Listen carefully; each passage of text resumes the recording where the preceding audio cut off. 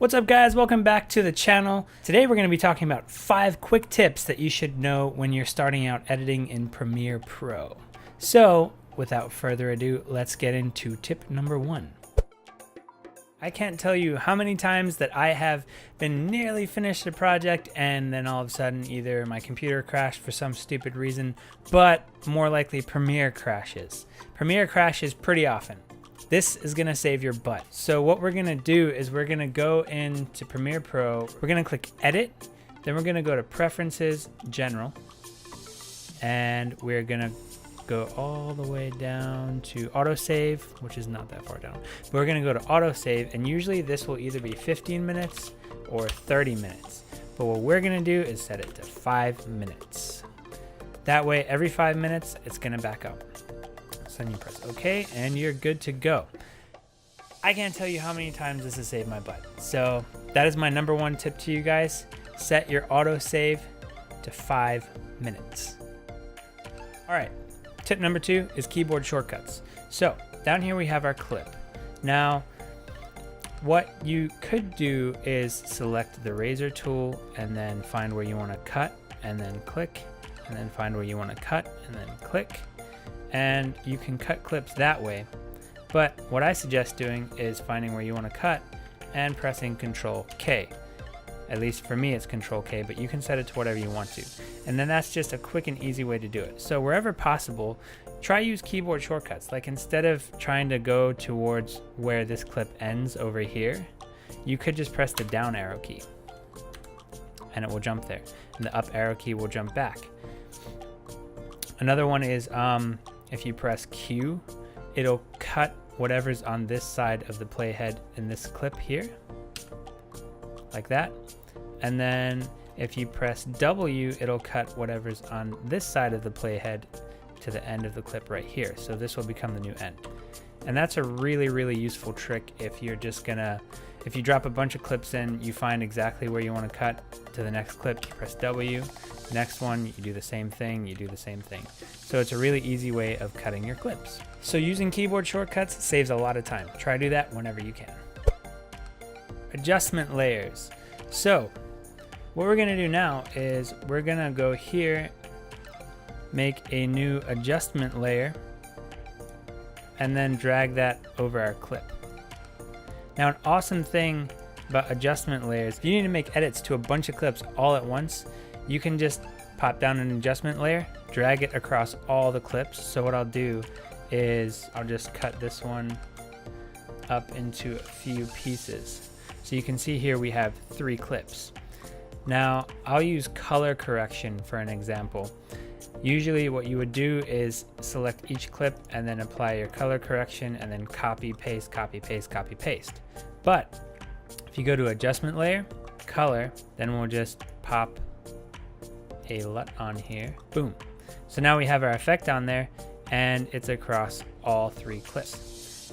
To put that on each one individually, you can just put it on an adjustment layer and then it will cover all the clips. And the great thing about that as well is if you mess it up, you can just remove the adjustment layer and your clips are safe. So that'll save you a lot of time, where instead of spending time on each individual clip to do the same thing that you want across all the clips, it could be slow motion, it could be color correction, a bunch of different things.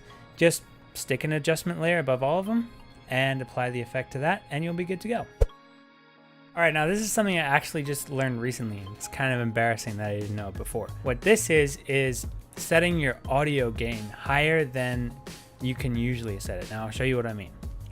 So if we drag in some audio here, you can see we've got our levels and we have this little bar. And usually how I would always adjust my audio was I'd raise this as much as I wanted, but sometimes it wouldn't be loud enough. You can see it goes to 6.02 decibels. If we go to volume here, 6 it says on there, but 602 there. Now that's usually loud enough, but sometimes it's not. And I didn't know how to get it up any more than that. But I recently just learned you can right click your clip, then click audio gain, and you can set in as you can click set gain to, and you can set it as high as you want. So let's go 20. Boom, our audio is jumped up way higher than it should have been, or than we could do with this little thing here. That's something I didn't know before, and I just learned recently, and it's going to be super useful in the future. All right, and our last tip, tip number 5, is just going to be a little bit of an organization tip. So we're going to go into Premiere, we're going to right click in our project little window here, click New Bin, and we're going to name this bin Video. Then we'll make another new bin, name it Audio. And then what you can do is all of your video, pop in that bin, all your audio, pop in that bin. And that way you have nice little folders that keep all of your content in an organized spot, so whenever you want to go to your video, you know which bin to go, or audio, and then you can go in there. I'll have a bin for my A-roll, which is like my talking stuff for my main footage, then my B-roll, which is like the secondary or supporting footage. Then I'll have a bin for my audio, like my voice, and I'll have one for music, and if I have a lot of titles, I'll have a bin for titles as well. That way I can just go in and I know exactly where everything is if I need to drag stuff out.